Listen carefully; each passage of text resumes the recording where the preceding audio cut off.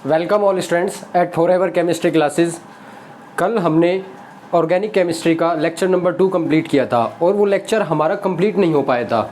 उस लेक्चर में क्या हुआ था कि वो एंडिंग नहीं हो पाया था, लाइट की प्रॉब्लम हो गई थी, तो लेक्चर क्या होना तो स्टॉप करना पड़ा मुझे। आज लेक्चर वहीं से स्टार्ट होगा और आपको बहुत अच्छे से समझ आएगा। ये हमारा एग्जाम्पल था जो उस टाइम पे चल रहा था। हम प्रीवियस लेक्चर तक हम हाइब्रिडाइजेशन संकरण निकालना सीख रहे थे कि किसी कार्बन का संकरण कैसे निकालते हैं कार्बनिक रसायन के अंदर। अब ये वाला एग्जाम्पल हमारा लास्ट में चला हुआ था। अब देखिए ये वाला एग्जाम्पल, आज मेरी हेल्थ थोड़ी ठीक नहीं है, सो थोड़ा प्रॉब्लम होगी तो एडजस्ट कीजिए। देखिए मैंने कल आपको बताया कि हमने सीखा था कि अगर हमारे सिग्मा बॉन्ड प्लस और क्या देखने होते हैं हमें, सिग्मा बॉन्ड के साथ साथ में हमें देखना होता है एकाकी इलेक्ट्रॉन युग्म यानी कि लोन पेयर प्लस, और साथ साथ में हमें क्या देखना होता है, तीसरी चीज़ हमें क्या देखनी होती है, प्लस नहीं ये हटा देता हूँ, ओब्लिक लगा देता हूँ, और तीसरा हमें देखना होता है निगेटिव चार्ज ऋणावेश। अगर सिग्मा लोन पेयर और निगेटिव चार्ज यानी कि ऋणावेश की कुल संख्या 4 होती है तो sp3 होता है। अगर 3 होती है तो हमारा कितना होता है, sp2 होता है। और इनकी कुल संख्या अगर 2 होती है किसी कार्बन के पास में या किसी अन्य परमाणु के पास में तो वहाँ संकरण sp होता है। ये हमने लास्ट लेक्चर में सीखा था, उसी के एग्जाम्पल चल रहे थे। ये एग्जाम्पल भी वहीं से कंटिन्यू होगा। देखिए ये वाला कार्बन देखिए, एक सिग्मा तो ये रहा, 2 हाइड्रोजन लगे हुए हैं तो 2 सिग्मा वो हो गए। टोटल सिग्मा कितने हमारे, 3 सिग्मा, और एक निगेटिव चार्ज है, एक ऋणावेश है, तो टोटल कितना है 4 होगा। तो इस कार्बन का संकरण क्या होना चाहिए हमारा, sp3। बट इसका संकरण क्या होता है, इसका संकरण होता है, इस कार्बन का एक्चुअल संकरण होता है sp2। वास्तव में क्या होता है sp2। अब ये sp2 कैसे हुआ है वो देख लेते हैं। जिस कार्बन पर ऋणावेश है अगर उसका पड़ोसी कार्बन डबल बॉन्ड से जुड़ा होता है, कहीं से डबल बॉन्ड से जुड़ा होता है, तो ये ऋणावेश, ये वाला ऋणावेश संकरण में शामिल नहीं होता है, अर्थात इसे हम काउंट नहीं करते हैं। तो देखिए जिस कार्बन पर ऋणावेश है उसका पड़ोसी कार्बन अगर डबल बॉन्ड से जुड़ा हुआ है तो वो ऋणावेश संकरण में शामिल नहीं होगा। ये बात आप नोट कीजिए।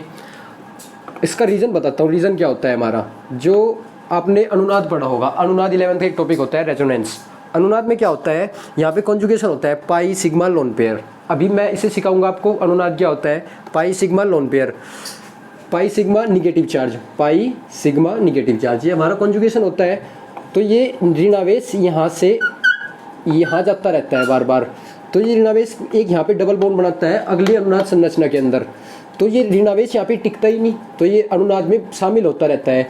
और अगर ये ऋणावेश अनुनाद में शामिल होगा, यहाँ से गति करेगा, इधर उधर जाएगा, तो हम यहाँ पे कैसे काउंट करेंगे, इसे नहीं कर सकते ना। और जब इसे हम काउंट, जब ये यहाँ पे नहीं रहेगा, जब ये यहाँ पे स्थायी नहीं है तो हम इसे काउंट नहीं करेंगे, तो इसका संकरण क्या हो जाता है sp2। जैसा नीचे ये वाला एग्जाम्पल देखिए, इस नीचे वाले एग्जाम्पल में कार्बन का संकरण देखिए, यहाँ पे डबल बॉन्ड नहीं है, डबल बॉन्ड नहीं है तो यहीं पे होगा, अनुनाद नहीं होगा, यानी कि यहाँ से नहीं जाएगा। जब ये नहीं जाएगा तो ये काउंट होगा, तो इसका संकरण क्या हो जाएगा sp3। तो आपको एक बात याद रखनी है, निगेटिव चार्ज वाली स्पीसीज जिन कार्बन पर निगेटिव चार्ज होता है वे अधिकांश क्या होते हैं, sp3 होते हैं। बट अगर ऋणावेश के पड़ोस वाला कार्बन डबल बॉन्ड से जुड़ा हुआ है तो वही क्या हो जाता है, sp2 हो जाता है। ओके स्टूडेंट्स, ये बात आपको याद रखनी होगी, ठीक है। ये आगे भी काम आएगा ये वाला एग्जाम्पल हमें। ओके, अब और कुछ एग्जाम्पल्स देख लेते हैं। अगला एग्जाम्पल क्या है हमारा वो देखिए, ये CH3 CH2OH है। ये क्या हमारा CH3 CH2OH है। इस ऑक्सीजन का अगर मुझे संकरण बताना है, ऑक्सीजन का संकरण बताना है, तो बताइए इस ऑक्सीजन पे 2 तो सिग्मा है और 2 ये क्या हमारे एकाकी इलेक्ट्रॉन युग्म, टोटल कितना है हमारा 4 होने पे क्या हो जाता है हमारा sp3। बट अगर यही oxygen CH2 double bond CHOH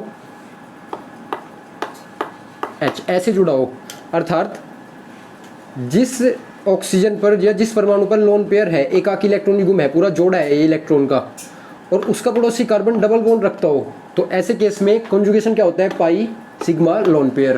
तो ऐसे केस में अनुनाद होता है, ये कहाँ जाता है, ये यहाँ पे, और ये वाला कहाँ पे चले जाता है, यहाँ पे। इसका मतलब ये यहाँ पे नहीं ठहर रहा है। जब ये यहाँ पे ये नहीं ठहर रहा है तो हम इसे काउंट नहीं करेंगे। अगर किसी एकाकी इलेक्ट्रॉन युग्म का पड़ोसी कार्बन डबल बॉन्ड से जुड़ा है अर्थात वहाँ पे भी अनुनाद होगा। उस एकाकी इलेक्ट्रॉन युग्म को भी हम संकरण में शामिल नहीं करेंगे। जब संकरण में शामिल नहीं करेंगे तो 1, 2 और 3, 1, 2 और 3 है ना, और 3 होने पे क्या होगा हमारा sp2। अब आपके दिमाग में ये बात आ रही होगी कि ये वाला एकाकी इलेक्ट्रॉन युग्म भी तो इधर जाता होगा, पाई सिग्मा एकाकी इलेक्ट्रॉन युग्म जैसे ये जाता है तो ऐसे ये भी जाता होगा।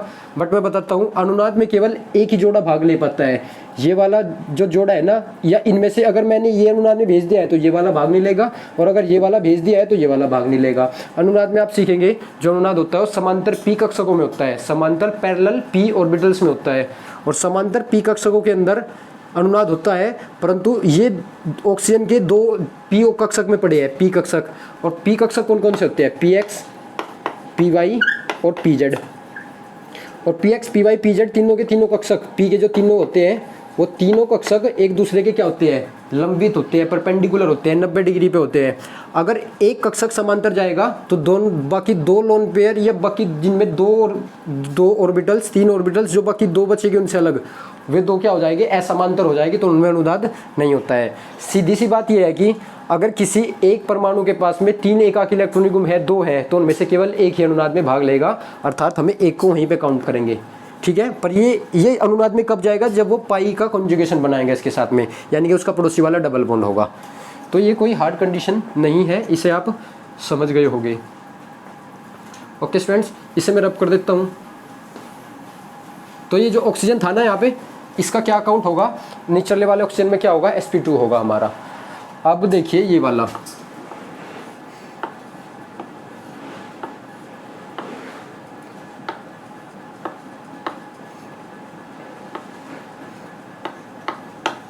पॉजिटिव, नेगेटिव, आपको क्या करना है, यहाँ पे भी कार्बन होगा, यहाँ पे भी, यहाँ पे भी, यहाँ पे भी और यहाँ पे भी, इन सभी का क्या बताना है आपको, संकरण बताना है। देखिए कैसे बताएंगे संकरण, आपको क्या करना होगा, अभी प्लस वाले की अलग से बात करेंगे। इस ऋणावेश को चेक कीजिए, इस ऋणावेश को चेक कीजिए कि इसके पड़ोस में है क्या, बिल्कुल इसके पड़ोस में लगा हुआ है ना, तो ये ऋणावेश यहाँ पे काउंट नहीं होगा। अगर यहाँ पे काउंट नहीं होगा, 1 सिग्मा, 2 सिग्मा, और यहाँ पे कितना हाइड्रोजन होगा, 1 हाइड्रोजन यहाँ पे होगा भी, 1 हाइड्रोजन भी तो यहाँ पे होगा, क्योंकि एक ऋणावेश शामिल होता है कार्बन की संयोजकता में। चौथा तो ये था हमारा, पहला, दूसरा, तीसरा, तो 1 हाइड्रोजन होगा, तो 1 हाइड्रोजन दिखा लेते हैं। 1, 2, 3 है, तो क्या होगा हमारा, ये वाला होगा हमारा sp2। वैसे भी पड़ोस में दिखते ही पता लग जाता है sp2। डबल बॉन्ड वाले सब सारे क्या होते हैं, sp2। ये तो सिंगल बॉन्ड है, 2 हाइड्रोजन हो गए यहाँ पे, तो ये क्या होगा हमारा sp3। अब ये वाला आ गया कार्बोधनायन। जब कार्बन के ऊपर धनायन हो, कार्बन के ऊपर धनायन हो, ये वाला केस कैसे होगा। अब देखिए, जैसे आप 1 मिनट के लिए ये एग्जांपल देखिए, CHHH और इस पे लगा एक Cl, क्या लगा हुआ है इस पे लगा हुआ है एक Cl। अब आपको पता है Cl की विद्युत ऋणात्मकता कार्बन से क्या होती है, ज़्यादा होती है। क्लोरीन की जो विद्युत ऋणात्मकता होती है वो कितनी होती है, 3.0, और कार्बन की कितनी होती है, 2.5। विद्युत ऋणात्मकता क्या होती है, जो इस सहसंयोजक बंध में जो 2 इलेक्ट्रॉन भाग ले रहे हैं उनको अपनी ओर आकर्षित करने की क्षमता, वो क्या कहलाती है, विद्युत ऋणात्मकता। अर्थात जो 2 इलेक्ट्रॉन साझेदारी में है, इन्हें कौन अपनी ओर आकर्षित ज़्यादा करेगा, वो उसकी विद्युत ऋणात्मकता है। तो किसकी ज़्यादा है, हमारी क्लोरीन की ज़्यादा है। जब क्लोरीन की ज़्यादा है तो क्लोरीन इन दोनों इलेक्ट्रॉनों को अपनी ओर आकर्षित करने के बाद ये क्या बन जाएगा, जो इलेक्ट्रॉन लेगा उस पर कैसा आवेश, माइनस, और ये कैसा रह जाएगा, CHHH और H, ये कैसा रह जाएगा, प्लस। अब प्लस किस बात को शो करता है, कार्बन के ऊपर लगा हुआ प्लस किस बात को शो करता है, कार्बन पे है कमी, इलेक्ट्रॉनों की कमी। और कमी किस कारण है, कमी इसमें 1 इलेक्ट्रॉन क्लोरीन का था, 1 कार्बन का था, वो दोनों ही क्लोरीन लेके चला गया, तो इसके पास में कमी होगी। अगर किसी के पास में कमी होगी तो उसका संकरण sp3 नहीं होगा, और कम हो जाएगा। अब देखिए 1, 2 और एक 3 है, तो क्या हो जाएगा अब हमारा इसका sp2। तो कार्बन पे यदि पॉजिटिव चार्ज लगा हो, धनावेश लगा हो, तो ये कहलाता है कार्बोधनायन, और सभी कार्बोधनायन का क्या होता है हमारा, sp2। क्या होता है हमारा, कार्बोधनायन का संकरण क्या होता है, sp2। कर लोगे ना आप ये भी। तो कार्बन के ऊपर प्लस तो sp2, कार्बन के ऊपर माइनस, और उसका पड़ोसी डबल ना हो तो sp3, अगर डबल हो तो sp2। ये आई थिंक आपको समझ आ गया होगा। अब आप संकरण निकाल सकते हैं, इतनी संकरण की आपको आवश्यकता होगी। संकरण के प्रश्न अब आप कर सकते हैं।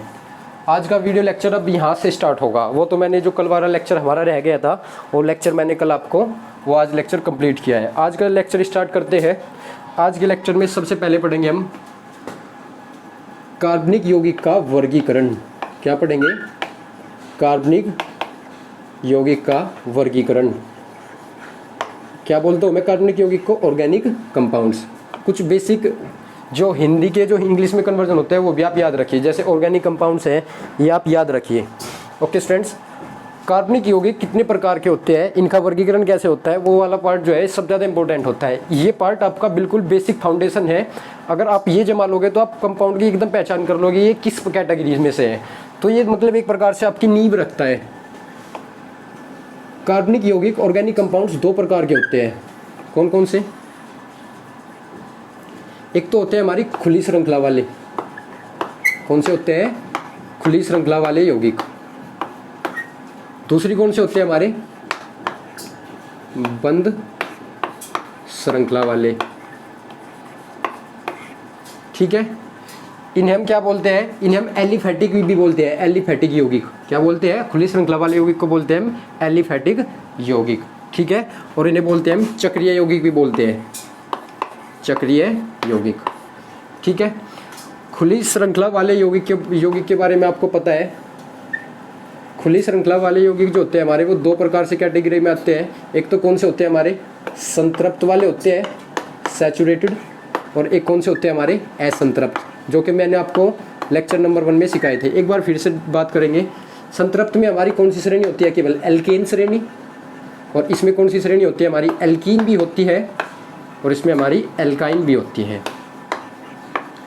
ये वाला पार्ट हमने देखा है। ठीक है, और अब देखते हैं कौन से। अब है ये हमारे बंद श्रृंखला वाले। यही हमारे सबसे इम्पोर्टेंट है। बंद श्रृंखला वाले यौगिक जो होते हैं वो हमारे दो प्रकार के होते हैं। एली चक्रीय यौगिक,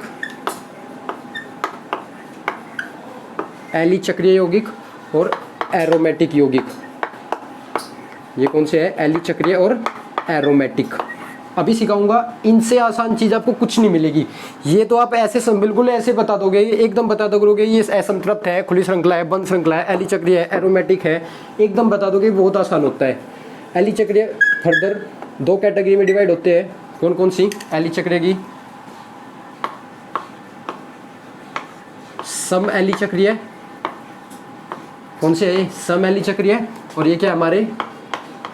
विषम एली चक्रीय। ये क्या है हमारे? विषम एली चक्रीय। इसी प्रकार एरोमेटिक भी दो कैटेगरी में डिवाइड होते हैं। कौन से? सम एरोमेटिक यौगिक, सम चक्रीय। हाँ, सम चक्रीय एरोमेटिक यौगिक, एरोमेटिक यौगिक। और ये क्या है हमारे? विषम चक्रीय, विषम चक्रीय। ये क्या है हमारे? विषम चक्रीय एरोमेटिक यौगिक। लिख लीजिए आप, मैं शॉर्ट में लिख देता हूँ, विषम चक्रीय एरोमेटिक यौगिक। आई थिंक ये वाला क्लासिफिकेशन अभी आपको अच्छे से दिख रहा होगा, कोई प्रॉब्लम नहीं होगी। पहले आप इसे नोट कर लीजिए, अभी समझाऊंगा। ये बहुत आसान है। कार्बनिक यौगिक दो प्रकार के हैं, खुली श्रृंखला वाले, दूसरे हैं बंद श्रृंखला वाले। खुली श्रृंखला वाले को एक नाम होता है एलिफैटिक यौगिक, बंद श्रृंखला वालों का ये नाम होता है चक्रीय यौगिक। ओके, खुली श्रृंखला वालों को दो कैटेगरी में बांटा गया है, संतृप्त यौगिक, असंतृप्त यौगिक। संतृप्त, असंतृप्त, संतृप्त वालों को एल्केन में, असंतृप्त वालों को एल्कीन और एल्काइन में। बंद श्रृंखला वालों को पहले दो में बांटा गया है, एली चक्रीय यौगिक, एरोमेटिक यौगिक। और फिर क्या हुआ है? एली चक्रीय को दो में कैटेगरी में बांटा गया है, सम एली चक्रीय यौगिक, विषम एली चक्रीय यौगिक। एरोमेटिक को दो कैटेगरी में बांटा गया है, सम चक्रीय एरोमेटिक और विषम चक्रीय एरोमेटिक। अभी तो ये हमने किया है वर्गीकरण। अब हम किसे बोलेंगे वो देखिए। हम किसे बोलेंगे कि एली चक्रीय कैसे पता लगेगा, सम एली चक्रीय कैसे पता लगेगा, एरोमेटिक एलिफैटिक कैसे पता लगेगा, वही पार्ट अब हम सीखेंगे। आप इसे नोट कीजिए और इससे मैं समझाता हूँ, बहुत आसान है ये हमारा।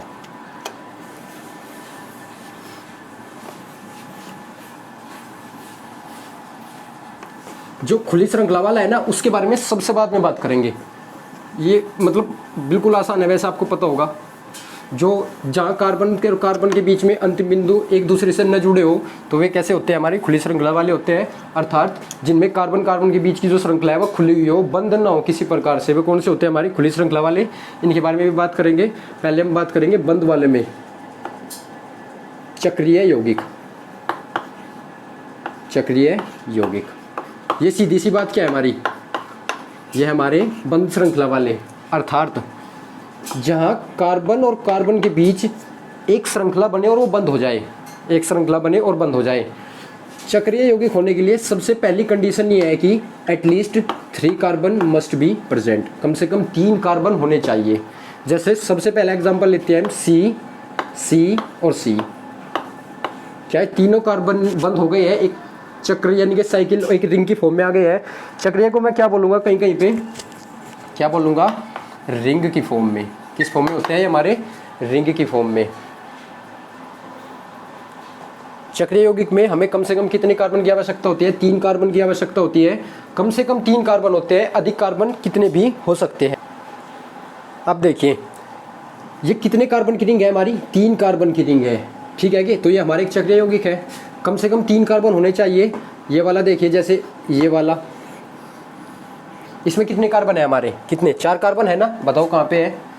पहला कार्बन ये रहा, दूसरा कार्बन ये रहा, तीसरा चौथा, और ऐसे ये जुड़े हुए हैं। ये भी क्या है हमारा, ये हमारा 4 रिंग का एक बंद श्रृंखला वाले यौगिक है, चक्रीय यौगिक है। ठीक है स्टूडेंट्स, तो आपको पहले ये बात याद रखनी होगी कि चक्रीय होने के लिए कम से कम कितने कार्बन की आवश्यकता होगी, हमें 3 कार्बन की कम से कम आवश्यकता होगी। अब सबसे पहले पढ़ते हैं हम समचक्रीय यौगिक। लगाइए, देखिए मैं वर्गीकरण को कैसे समझाऊंगा, ऐसा 1 बाय 1 नहीं कर सकते अभी नहीं। सबसे पहले हम पढ़ेंगे समचक्रीय। क्या पढ़ेंगे हम सबसे पहले, समचक्रीय यौगिक। देखिए चक्रीय मतलब कार्बन कार्बन के बीच की एक रिंग बनेगी, बंद होगा, श्रृंखला बंद होगी। और सम मतलब समान, समान मतलब एक जैसा, एक जैसा मतलब कार्बन। अर्थात उस रिंग में सभी के सभी परमाणु कौन होने चाहिए, कार्बन होना चाहिए। तो ऐसी चक्र को, ऐसी रिंग को हम क्या बोलेंगे, समचक्रीय। जैसे मैंने अभी 3 कार्बन की एक रिंग बनाई थी, ये वाली, जैसे बनाया था ना मैंने, इनकी वैलेंसी तो आप समझ सकते हो, तो पूरी कर सकते हैं, 2 हाइड्रोजन 2 हाइड्रोजन और 2 हाइड्रोजन। और ये वाला देखिए आप, जैसे ये वाला हुआ हमारा, जैसे ये वाला देखिए, इसमें सारे कौन है हमारे, बेंजीन में, ये हमारी बेंजीन है ना, बेंजीन है ये हमारी, बेंजीन में हमारे सारे क्या है, कार्बन कार्बन कार्बन है क्या, तो ये भी कैसा है, समचक्रीय। अर्थात एक ऐसी रिंग जिसके अंदर सभी सदस्य कौन होते हैं, कार्बन होते हैं, उसके सभी सदस्य कौन होते हैं, रिंग के कार्बन होते हैं, तो वो समचक्रीय होगी। और अगर एक भी सदस्य, अगर एक भी सदस्य कार्बन से अलग हुआ, एक से ज़्यादा भी हो सकता है, अगर एक भी हुआ, कम से कम कितना, एक होना चाहिए, एक से ज़्यादा होगा तो भी चलेगा, तो वो कौन हो जाएगा, हमारा विषम चक्रीय यौगिक। वो क्या हो जाएगा, हमारा विषम चक्रीय यौगिक। देखिए जैसे ये कंपाउंड है एक, ठीक है, ये हमारी पिरीडीन होती है, पिरीडीन। वैसे नाम से आपको अभी कोई महत्व नहीं है, नाम मैं आपको बताऊँ भी ना बताऊँ भी तो आपकी कोई दिक्कत नहीं है, क्योंकि अभी आपको नाम याद नहीं रखने, पहले आपको इनके टॉपिक को याद रखना है। ये क्या हमारा, ये हमारी पिरीडीन है। विषम चक्रीय होने के लिए क्या कंडीशन है, at least 1 member must be non carbon, कम से कम रिंग का एक सदस्य कार्बन नहीं होना चाहिए, कार्बन से अलग होना चाहिए। अगर ऐसा हुआ तो कैसा होगा, विषम चक्रीय यौगिक होगा। तो पिरीडीन कैसा है हमारा, विषम चक्रीय है, क्योंकि एक सदस्य रिंग का कौन है हमारा, नाइट्रोजन है। तो जैसे आप ये वाला देखिए, ये वाला देखिए, ये वाला, इसका एक सदस्य कौन है हमारा, ऑक्सीजन है, तो ये कैसा है हमारा, विषम चक्रीय। ठीक है स्टूडेंट्स, तो अगर रिंग के सभी सदस्य कौन होते हैं, कार्बन कार्बन कार्बन कार्बन, तो वो कौन सा होगा हमारा, समचक्रीय। और यदि रिंग का एक भी सदस्य कार्बन से अलग हुआ, कोई भी हो सकता है वो, कोई भी हुआ अगर, तो हम उसे क्या बोल देंगे, विषम चक्रीय। क्या ये बात आप समझे, क्या ये बात आप समझ गए। देखिए जैसे ये वाला एग्जाम्पल आप बताइए मुझे, ये मुझे किस कैटेगरी में रखना चाहिए, ये वाला एग्जाम्पल मुझे किस कैटेगरी में रखना चाहिए, बताइए। इस कंपाउंड का बारे में बताइए, कमेंट बॉक्स में लिख के बताइए मुझे, अभी कमेंट बॉक्स में लिख के बताइए समचक्रीय है या विषम चक्रीय है, अभी बताइए मुझे, मैं वेट करता हूँ आपका, जल्दी कमेंट कीजिए। ये हमारा समचक्रीय है या विषम चक्रीय है, बता सकते हैं ना आप। ये क्या है हमारा, आपने कमेंट कर दिया होगा, ये क्या है हमारा समचक्रीय है। इसका नाम है साइक्लोहेप्टेन। अभी सीखेंगे नाम भी हम इनकी। चलो ठीक है, आप ये कर सकते हैं ना, समचक्रीय और विषम चक्रीय तो कोई भी बता सकता है। अगर सभी सदस्य कार्बन है तो समचक्रीय, एक भी सदस्य अलग है तो विषम चक्रीय। One of the most important क्या है हमारा, एरोमेटिक यौगिक। कौन सा है हमारा, एरोमेटिक यौगिक। ये देखिए एरोमेटिक क्या होते हैं मैं बता देता हूँ। कंपाउंड एरोमेटिक नहीं होते हैं, एरोमेटिक किसी कंपाउंड्स के किन्हीं यौगिक के गुण होते हैं, यौगिकों का गुण ही एरोमेटिक होते हैं।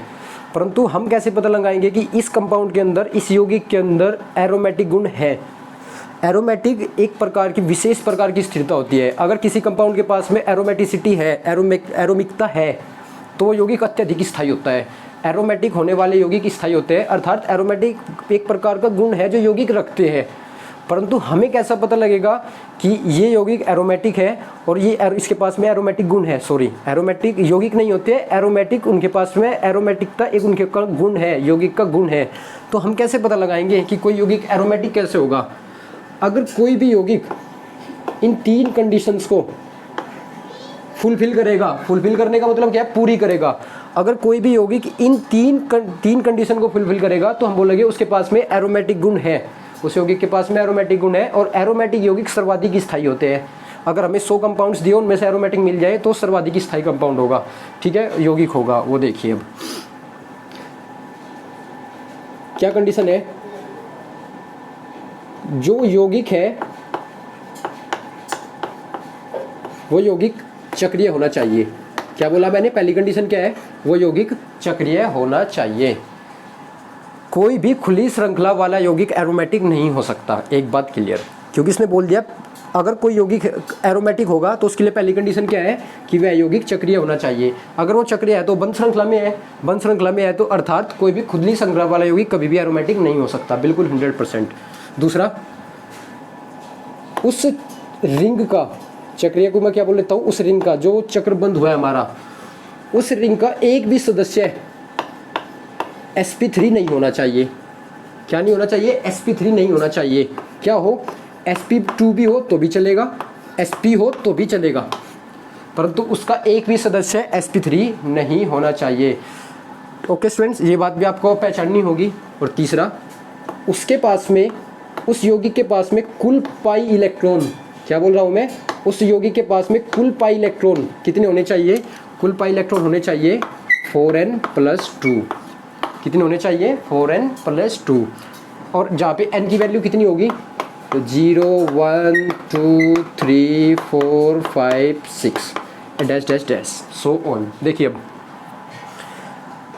आपको सबसे पहले क्या चेक करना होगा कि वो यौगिक चक्रीय है नहीं है, ये तो आप बता दोगे। उस यौगिक के प्रत्येक सदस्य का, उस रिंग के प्रत्येक सदस्य का संकरण, किसी भी एक सदस्य का संकरण sp3 नहीं होना चाहिए। ये बोल लीजिए कि उस रिंग के सभी सदस्य का संकरण sp2 या sp होना चाहिए, सभी का है ये। अगर एक भी कार्बन का, एक भी परमाणु का संकरण sp3 हुआ तो वो यौगिक एरोमेटिक गुण नहीं रख सकता है। ओके चलो, और तीसरा क्या है, उसके पास में कुल पाई इलेक्ट्रॉन कितने होने चाहिए, 4n+2। अब आप यहाँ पे 0 रखिए, यहाँ पे क्या रखिए, n की वैल्यू 0 पुट कीजिए तो कितना आएगा, पाई इलेक्ट्रॉन्स आएंगे कितने हमारे 2। अगर मैं n की वैल्यू यहाँ पे 1 रखूँ, 4 1 4 कितना होगा हमारा 6। अगर मैं यहाँ पे 2 रखूँ तो कितना हो जाएगा हमारा 10। 4 ऐड करते चले जाइए अब, 14 18 एंड सो ऑन। अगर किसी के पास में पाई इलेक्ट्रॉन की संख्या 2 6 10 14 18 इतने पाई इलेक्ट्रॉन होते हैं, इतने, ये यहाँ से पता लगा हमें 4n+2 इतने इलेक्ट्रॉन होने चाहिए। अगर किसी के पास में इतने इलेक्ट्रॉन है, कौन से इलेक्ट्रॉन, वो भी पाई इलेक्ट्रॉन, तो वो यौगिक हमारा क्या होगा, वो यौगिक हमारा क्या होगा, एरोमेटिक होगा। मतलब इन तीनों कंडीशन को एक साथ देखना होता है। अगर एक भी कंडीशन टूट गई हमारी, एक भी कंडीशन हमारी फुलफिल नहीं है, वो यौगिक सारी संरचनाओं इन तीनों कंडीशन को फुलफिल नहीं करता है, तो 100% वो यौगिक एरोमेटिक गुण नहीं रखेगा। ठीक है स्टूडेंट्स, अब कोई एक एग्जाम्पल लेते हैं, उस एग्जाम्पल से इन तीनों को समझते हैं। जैसे एग्जाम्पल है मेरे पास में हमारा बहुत ही फेमस, हमारे सिलेबस का सबसे फेमस कंपाउंड कौन है हमारा? बेंजीन। क्या है हमारा? बेंजीन। ठीक है, चलो देख लेते हैं एक बार। देखिए, इस कार्बन का संकरण बताइए क्या है? डबल बॉन्ड है ना, sp2, डबल बॉन्ड है sp2, डबल बॉन्ड है sp2, डबल बॉन्ड है, इस पे भी sp2, इस पे भी डबल बॉन्ड है sp2, इस पे भी क्या है sp2। अर्थात इससे क्या है, पहले ये देखिए, पहले चक्रीय है क्या? बिल्कुल सही, चक्रीय है तो पहली कंडीशन फुलफिल्ड। दूसरा, सभी सदस्य, कोई भी सदस्य sp3 नहीं है ना, सारे sp2 है, दूसरी कंडीशन फुलफिल्ड। अब इसमें पाई इलेक्ट्रॉन चेक कीजिए। पाई इलेक्ट्रॉन कैसे चेक होते हैं वो मैं बताता हूँ। इसमें पहले पाई बॉन्ड बताइए कितने हैं। सिग्मा पाई बॉन्ड मैंने आपको बताया कैसे काउंट करते हैं हम। इसमें ये वाला डबल है ना, डबल में एक पाई होता है, तो एक पाई बॉन्ड, दो पाई बॉन्ड, तीन पाई बॉन्ड। एक बॉन्ड में कितने इलेक्ट्रॉन होते हैं हमारे? कितने? दो। एक सहसंयोजक बॉन्ड में कितने इलेक्ट्रॉन होते हैं हमारे? दो। कितने पाई बॉन्ड है इसमें? तीन पाई बॉन्ड है। एक में दो तो तीन में कितने हो गए? छः। देखिए हमारे 6 लिस्ट में से है क्या? यस। इसमें कितने इलेक्ट्रॉन है? पाई इलेक्ट्रॉन कितने हैं? 6। उस यौगिक में 2, 6, 10, 14 इतने पाई इलेक्ट्रॉन होने चाहिए। अगर 4 हुए तो भी नहीं होगा, क्योंकि 4 हमारी श्रेणी में नहीं है। तो ये बेंजीन जो है हमारा, क्या है हमारा? एरोमेटिक यौगिक है, अर्थात ये एरोमेटिक गुण रखता है। ठीक है, एरोमेटिक होने की वजह से ये अत्यधिक स्थायी भी है। इसमें अनुनाद भी होगा, अनुनाद तो वैसे भी बहुत स्थिरता देता है यौगिक को।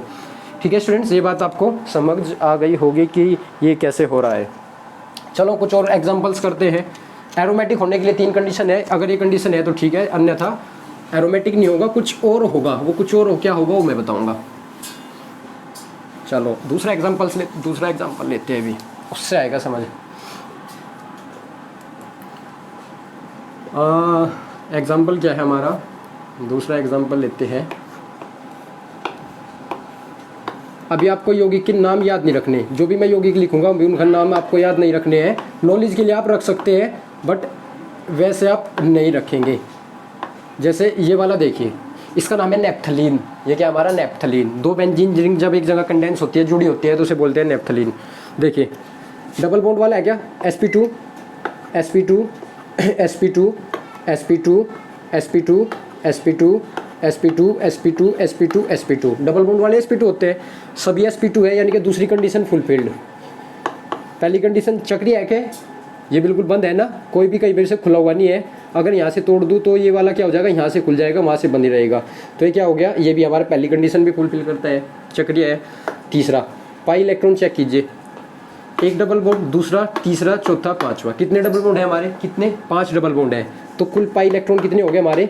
10 पाई इलेक्ट्रॉन हो गए। कितने पाई इलेक्ट्रॉन हो गए हमारे? 10। हमारे एरोमेटिक होने के लिए क्या है? 2 होने चाहिए, 4 होने चाहिए, 2 होने चाहिए, 6 होने चाहिए, या 10 होने चाहिए। तो 10 है ना इसके पास में, तो ये तीनों कंडीशन को फुलफिल करता है। तो ये यौगिक क्या है हमारा? ये यौगिक है हमारा एरोमेटिक यौगिक। ये अर्थात ये यौगिक एरोमेटिक गुण रखता है, अर्थात ये अत्यधिक स्थायी यौगिक है।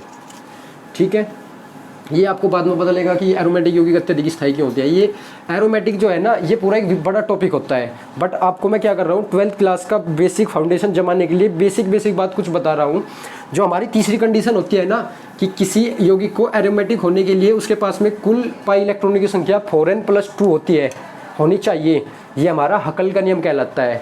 अगर आपसे पूछेगी हकल का नियम क्या है, 11th में पूछा जाता है, या कंपटीशन में BSc वगैरह में पूछा जाता है, 12th में नहीं पूछेगा। हकल का नियम क्या है कि किसी यौगिक को एरोमेटिक होने के लिए उसके पास में टोटल पाई इलेक्ट्रॉन की संख्या 4n+2 होनी चाहिए। यही है ना हमारा। देखिए एक और एग्जाम्पल देखते हैं।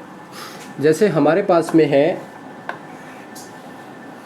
This compound is known as cyclobutadiene. इस यौगिक का नाम होता है साइक्लोब्यूटाडाइईन। जैसे मैंने आपको बताया, अभी नाम आपको याद नहीं रखने हैं। देखिए अब इस यौगिक की पहली कंडीशन चेक करिए, चक्रीय है क्या? बिल्कुल सही है। ठीक है, अब इसके पास में ये देखिए, इसके पास में sp2 है क्या? sp2। ये वाला संकरण भी sp2, डबल बॉन्ड वाला sp2, डबल बॉन्ड वाला sp2। पहली कंडीशन फुलफिल, दूसरी कंडीशन फुलफिल, तीसरी कंडीशन देखिए अब क्या है। तीसरी कंडीशन क्या है हमारी? इसमें पाई इलेक्ट्रॉन चेक कीजिए। पाई बंद कितने हैं इसमें? 2 पाई बंद है। 2 पाई बंद में कितने पाई इलेक्ट्रॉन हो गए? 4 पाई इलेक्ट्रॉन हो गए। और 4 हमारे श्रेणी में नहीं है, या तो 2 होना चाहिए, 6 होना चाहिए, 10 होना चाहिए, अर्थात ये हमारी श्रेणी में नहीं है। और इसने तीसरी कंडीशन फुलफिल नहीं की है। जो यौगिक एरोमेटिक नहीं होगा, जो यौगिक एरोमेटिक नहीं होगा, वो उसके साइड वाला होगा। एली चक्रीय यौगिक। वो क्या होगा हमारा एली चक्रीय यौगिक। जब जो एरोमेटिक नहीं निकलेगा वो क्या निकलेगा पक्का एली चक्रीय। सीधी सी बात है, बंद श्रृंखला में है या तो एरोमेटिक है या एली चक्रीय। अब एरोमेटिक तो ये नहीं निकला तो ये क्या निकलेगा एली चक्रीय। तो एली चक्रीय को आप कैसे याद रखेंगे, जो एरोमेटिक की कंडीशन फुलफिल नहीं करेगा, एरोमेटिक गुण नहीं रखेगा, वो बचा हुआ क्या होगा हमारा एली चक्रीय होगा। तो ये हमारा क्या है एली चक्रीय। तो एली चक्रीय भी आप समझ गए होंगे कि एली चक्रीय कौन से होंगे। अब आपको देखिए अब मैं आपसे पूछता हूँ, अब देखिए ये कंपाउंड है,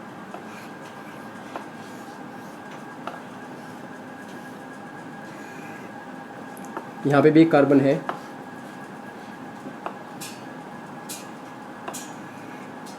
ठीक है। चलो एक क्वेश्चन में एक चीज़ मैं आपको पहले सिखा देता हूँ तब बताऊँगा। जैसे एक ये कंपाउंड भी है हमारा, एक यौगिक ले लेते हैं हम अपना ये। इस एग्जांपल को समझिए, मोस्टली सब आपको याद रहेंगे। देखिए मैं आपसे पूछूं क्या ये चक्रीय यौगिक है, बिल्कुल सही, बंद है, परंतु ये विषम चक्रीय है। चक्रीय तो है बट ये विषम चक्रीय है। ओके देखते हैं। अब सबसे पहला चक्रीय बिल्कुल है।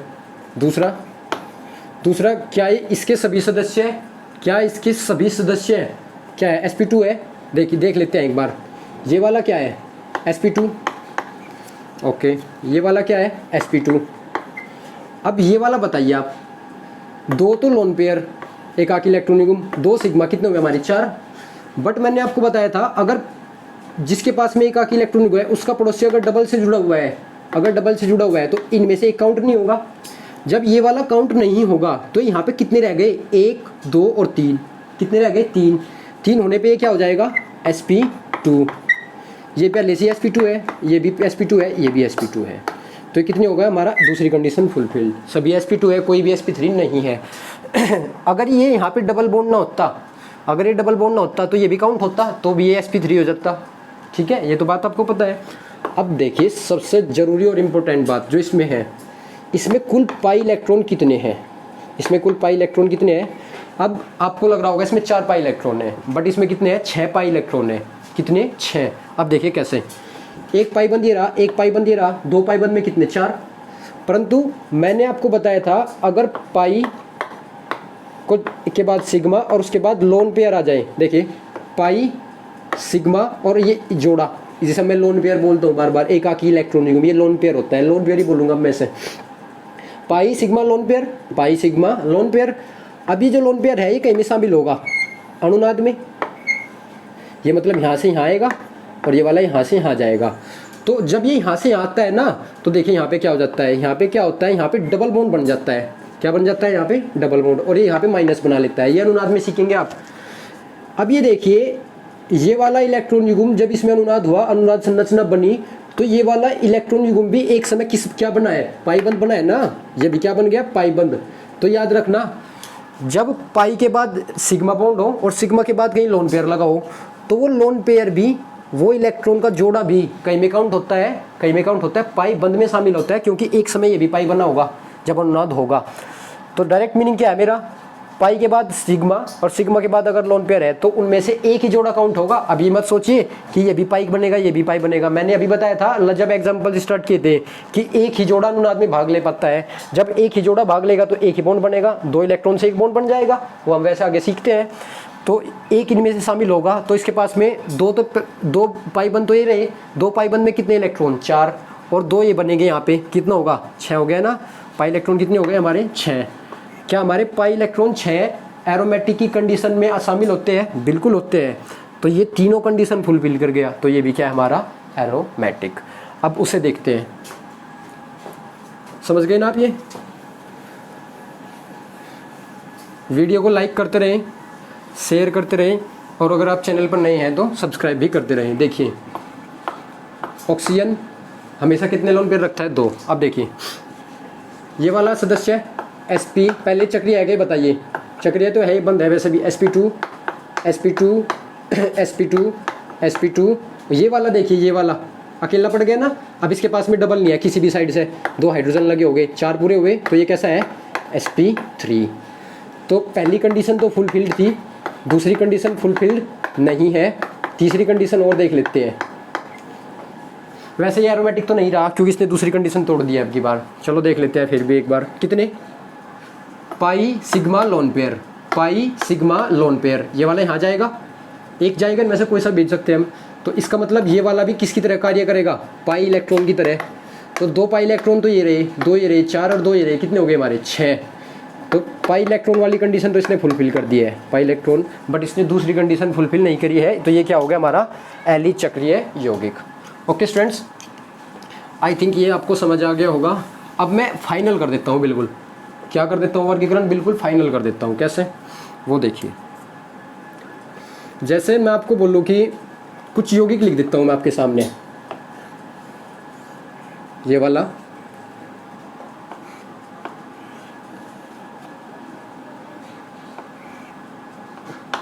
ये वाला,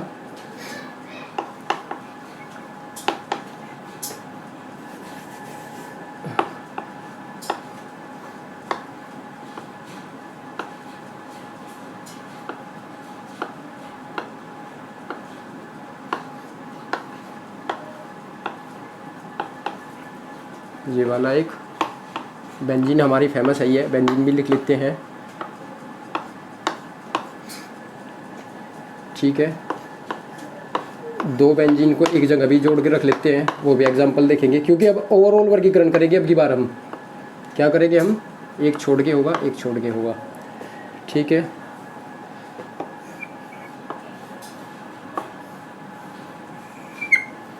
ठीक है, यहाँ पे क्या, एक यहाँ पे था, एक यहाँ पे, एक लोन पेयर, एक लोन पेयर, एक लोन पेयर। ओके, देखिए स्टूडेंट्स, एक सीधा लिख देता हूँ, CH3 CH2OH। ये भी है हमारा, ये वाला भी है हमारे पास में। एक और ले लेते हैं बस,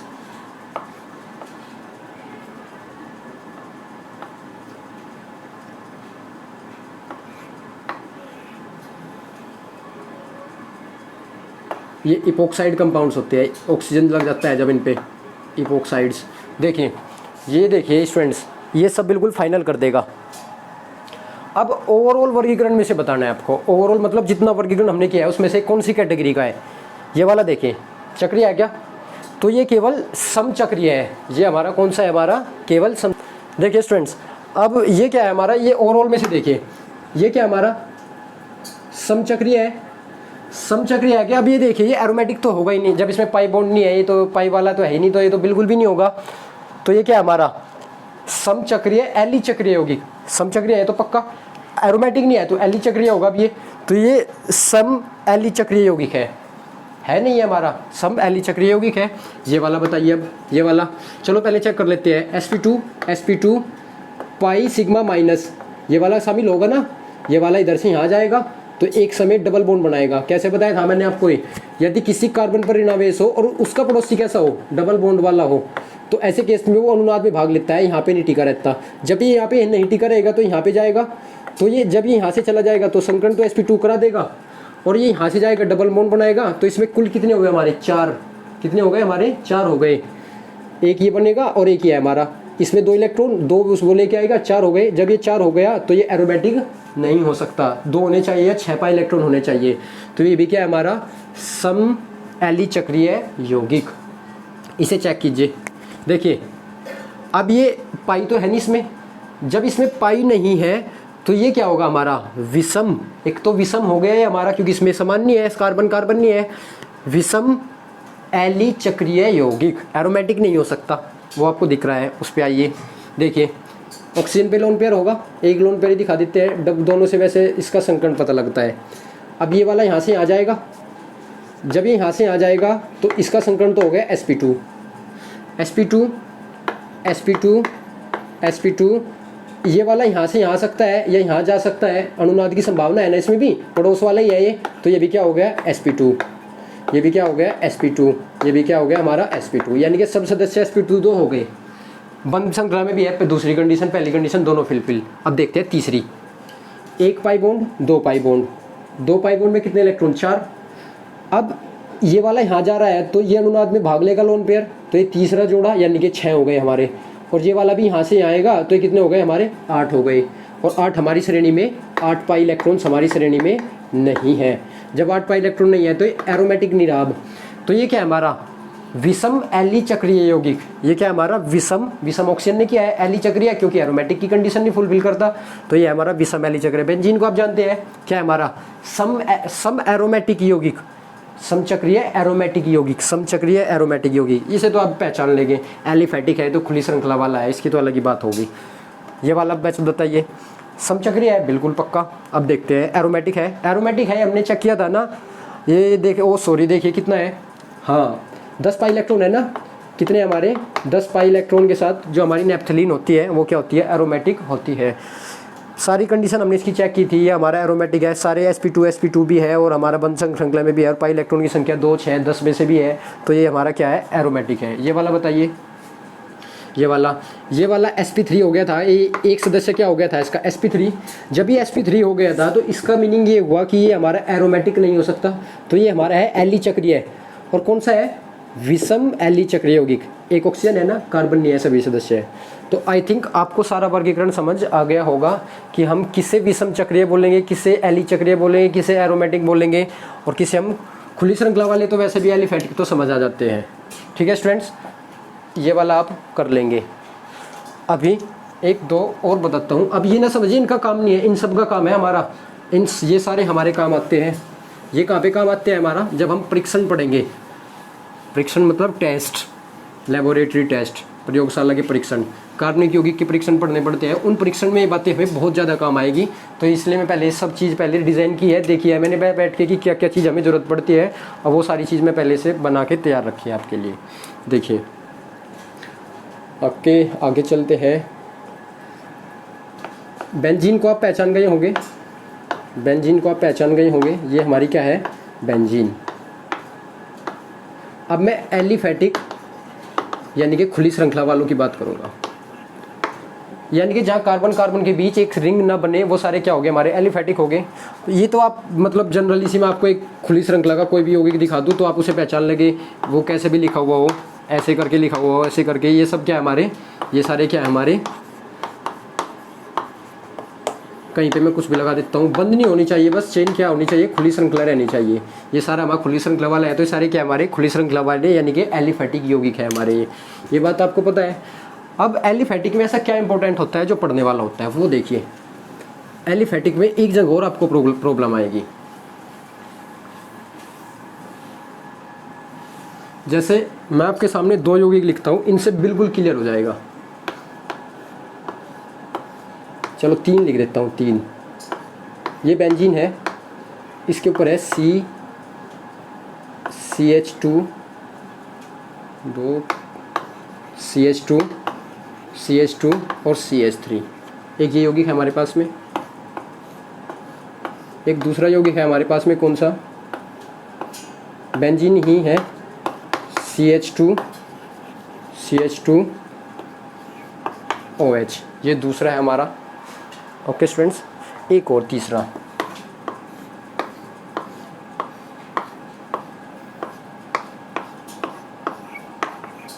ये 3 यौगिक है मेरे पास में। मैं आपसे सारे वर्गीकरण में से इन्हें क्लासिफाई कराऊँ, अगर पूछूंगी ये सभी वर्गीकरण में से कौन से प्रकार के यौगिक है, तो आप अनुमान लगाइए, गैस कीजिए, इस वाले पे इस वाले का कमेंट कीजिए, अभी सभी के सभी कमेंट कीजिए और कमेंट करके बताइए मुझे ये वाला यौगिक किस श्रेणी में से है हमारा, बताइए।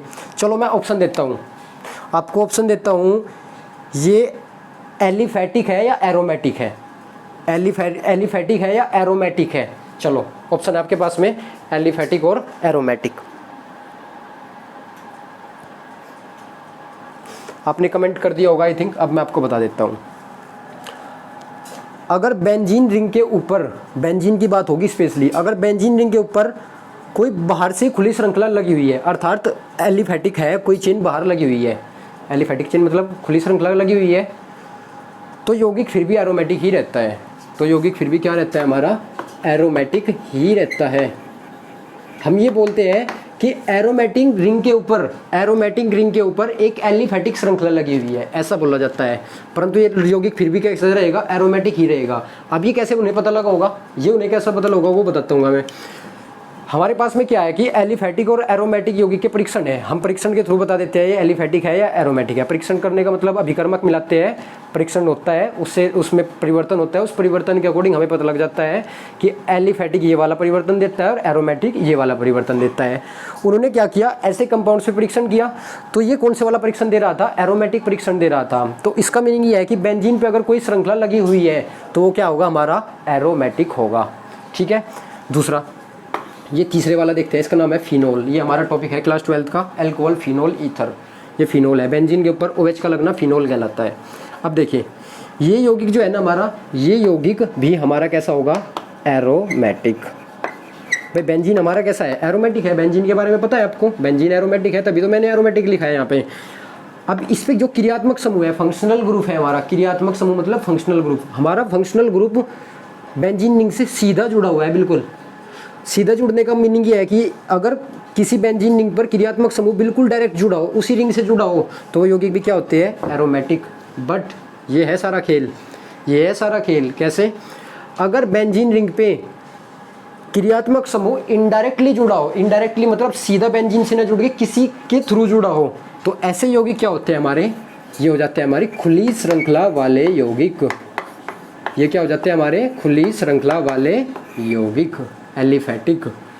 तो एक ही बात याद रखने की है, बेंजीन के ऊपर अगर क्रियात्मक समूह सीधा बेंजीन से जुड़ा हुआ है, सीधा बेंजीन से जुड़ा हुआ है, तो वो एरोमेटिक हो गए। और यदि क्रियात्मक समूह बेंजीन से डायरेक्ट न जुड़ गए, किसी अन्य कार्बन के थ्रू जुड़ा हुआ है, किसी और के थ्रू जुड़ा हुआ है, तो ऐसे यौगिक कैसे हो गए, खुली श्रृंखला वाले हो गए। अब एरोमेटिक गुण इनमें नहीं होंगे। अगर मैं आपको बोलूँ कि ये बात आप नोट कर लीजिए, एक परीक्षण पढ़ेंगे हम, लुकास परीक्षण। क्या पढ़ेंगे हम, लुकास परीक्षण। अब देखिए, जैसे मैं बोलूँ कि ओपन चेन कंपाउंड्स यानी कि एलिफेटिक यौगिक, खुली श्रृंखला वाले यौगिक, एलिफेटिक मतलब खुली श्रृंखला वाले, एलिफेटिक यौगिक LR लुकास परीक्षण देते हैं, लुकास टेस्ट देते हैं। क्या देते हैं, हमारा लुकास टेस्ट देते हैं। मैंने आपको बोल दिया, समझ लेते हैं पहले आप। और एरोमेटिक यौगिक लुकास परीक्षण नहीं देते हैं। अभी मैंने आपको डायरेक्ट बोल दिया। वैसे लुकास परीक्षण बहुत अच्छे से समझाऊंगा आपको कि लुकास परीक्षण क्या होता है, कैसे होता है, क्या क्या कंडीशन है, सब सिखाऊंगा। अब मैंने आपको बोल दिया खुली श्रृंखला वाले यौगिक लुकास परीक्षण देते हैं और एरोमेटिक यौगिक लुकास परीक्षण नहीं देते हैं। अब आपके सामने क्वेश्चन आ गया, इनमें से कौन सा यौगिक, ये बेंजीन है, अब ये गोल गोल सा लग दिया है, फिर भी बेंजीन है, मैं बताऊंगा ये क्या होता है। और ये क्या है हमारा, ये भी बेंजीन के ऊपर CH2OH है। अब मैं आपसे पूछूं कि इनमें से कौन लुकास परीक्षण देगा ऊपर की कंडीशन के अकॉर्डिंग। तो मैंने आपको सिखाया एलिफेटिक वाले क्या देंगे, लुकास परीक्षण देंगे, और एरोमेटिक वाले लुकास परीक्षण नहीं देंगे। तो जब बेंजीन रिंग के ऊपर सीधा OH ग्रुप या बेंजीन रिंग से जब क्रियात्मक समूह सीधा जुड़ा हुआ होता है, तो वो कौन से होते हैं, एरोमेटिक। जब ये एरोमेटिक है तो ये लुकास परीक्षण नहीं देगा।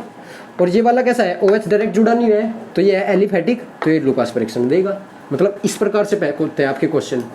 ठीक है, तो आपको पहचानना आना चाहिए कि एलिफेटिक कौन सा होगा, एरोमेटिक कौन सा होगा। एक तो कैटेगरी एलिफेटिक की कौन सी आपको, जिसमें आपको खुली श्रृंखला दिखेगी, आप डायरेक्ट बता दोगे। और दूसरी एलिफेटिक की कौन सी है हमारी, जब हमारा क्रियात्मक समूह बेंजीन रिंग से सीधा ना जुड़ा हो, तो वो भी एलिफेटिक ही हो जाते हैं। क्या आप ये क्वेश्चन कर लोगे?